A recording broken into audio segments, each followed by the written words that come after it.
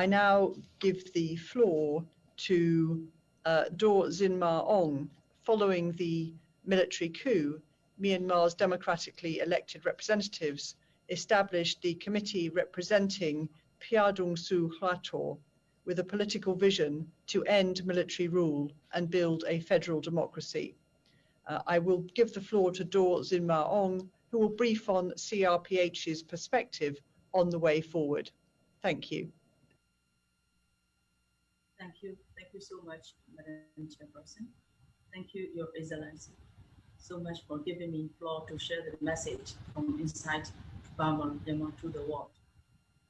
On February 1, the Myanmar military, led by Senior General Min Aung Hlaing, unleashed an attack of systematic and targeted violence against the citizens of Myanmar. This orchestrated program of armed violence has brought suffering and devastation to civilians across my entire country, from north to south, from east to west. This choreographed dance of death planned by the Myanmar military has also caused human, political, economic, and social chaos. The military has murdered at least 600 individuals just for peacefully protesting against the military misconduct. It is important to highlight the excessive use of force and violence by these military forces against the non-violent pro-democracy movement, also known as Civil Disobedience Movement, CDM. Thousands of my fellow countrymen and women are still unlawfully detained, incommunicado, and without any due process rights. This includes civilian political leaders. Today, before this session starts, the military forces use lethal force, live munitions, and even use the weapon like RPGs to attack the civilian populations in Bago Township.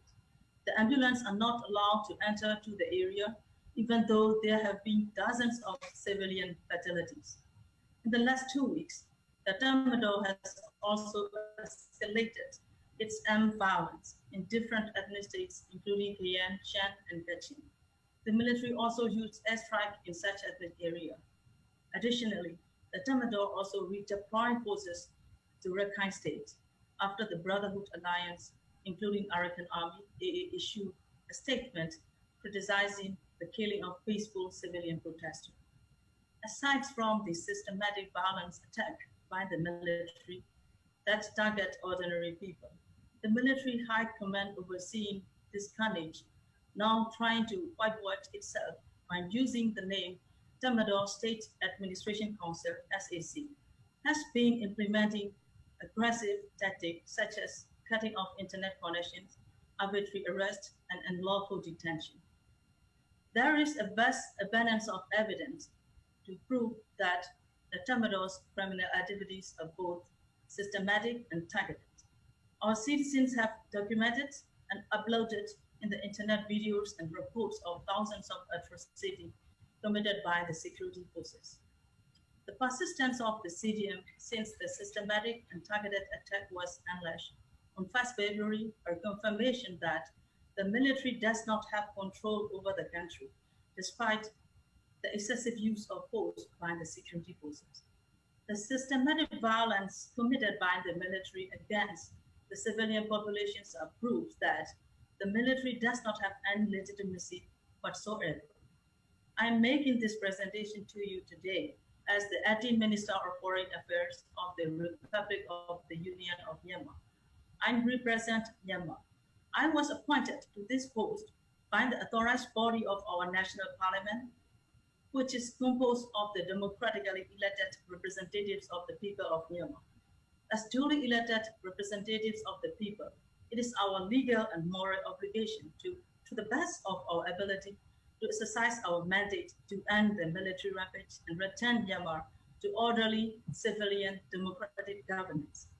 We must ensure the rule of law is respected, and we have national and international legal obligations to bring justice to all those who have sacrificed their lives and freedoms against this systematic and targeted military violence against the civilian of my country. Failing to convene in person on February 1, due to the planned military violence, we, the elected members of parliament, took our oath of office and convened online. We formed the committee representing Iransulador, CRPH, to carry out our mandate of forming a legitimate government out of the representative duly elected by the people. The planned military bloodbath that started on February 1 were clearly illegal, and thus the military cannot be considered a legitimate or unlawful government, not even if the generals try to hide behind the anodyne sounding names of State Administration Council, SAC. The SAC will claim that its formations and actions are in line with the 2008 Constitution. This is far from the truth. Your Excellency, first, even if one were to refer to the 2008 Constitution, the military had no legal basis that would allow it to manufacture a forced state of emergency where none actually existed. There have been no evidence of voter fraud. Moreover, only the president may declare a state of emergency, not the generals. To get around this, the military illegally and outrageously imprisoned the president, the head of state, and installed its long-retired general vice president as president to declare a state of emergency. The illegal and illegitimate and no longer enforced 2008 Constitution used as a fig leaf to restore its power. Second, the 2008 Constitution itself no longer exists. It has been abolished. It was an illegal and illegitimate instrument in the first place. The process of drafting the 2008 Constitution was fundamentally flawed. It was autocratic and failed to take into account election results. The substance of the Constitution was undemocratic and authoritarian. Furthermore, the 2008 Constitution has empowered the Democrat to repeatedly undermine Myanmar's democratic transitions.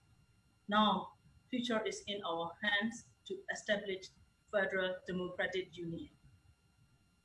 On 1st April 2021, we have launched the Federal Democratic Charter, which outlines our commitment to ending the bloody campaign by the military against its own civilian populations that it is meant to be protecting, and towards building a new Federal Democratic Union of Myanmar based on the following values. 1. Democracy rights, gender equality, and basic human rights. 2. Equality and self-determination. 3. Collective leadership. 4. Diversity, social harmony, solidarity, and non-discrimination. And 5. Protections of minority rights. It is of paramount importance to highlight the fact that the Charter is a fundamental political path which outlines roadmap of the state-building process and future peace process of Myanmar. All stakeholders such as CRPH, ethnic organizations, political parties, leaders of CDMs, and civil society organizations drafted, discussed, and ratified the Charter. As such, the Charter is a product of collective leadership and reflects the collective interests of the people of Myanmar. The Charter has identified steps and principles towards establishing institutions that will help the country's stakeholders during the transition period leading to the development of the pillar of the modern and peaceful Federal Democratic Union. Now, I would like to extend an invitation to the international community to support our fight for democracy. Firstly, we recognize the reservations of the international community in terms of direct physical intervention to stop the military systematic and targeted violence against the people of Myanmar and against the democratic forces. We are deeply concerned that if the Thermidor does not stop its present course of conduct, the situation inside the country will continue to deteriorate and will cause further human suffering. This would inevitably instigate economic instability and potentially leads to massive refugee outflows across Myanmar border and into the wider region. Your Excellency, the Security Council was established with the responsibility for maintaining international peace and security. We therefore urge the UN Security Council member states to take immediate concrete actions that places both direct and indirect pressure against the military and to uphold Pillar 3 of the responsibility to protect. Second, we appreciate all the efforts that have been done so far to put pressure against the Tatmadaw and the military high command masquerading as the so-called SAC.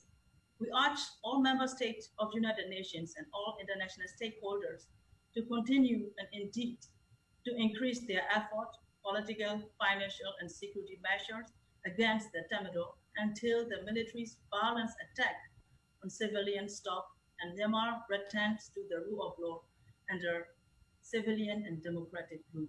And that we ask for the international community's recognitions of the CRPH, Federal Democracy Charter, and Interim National Unity Government.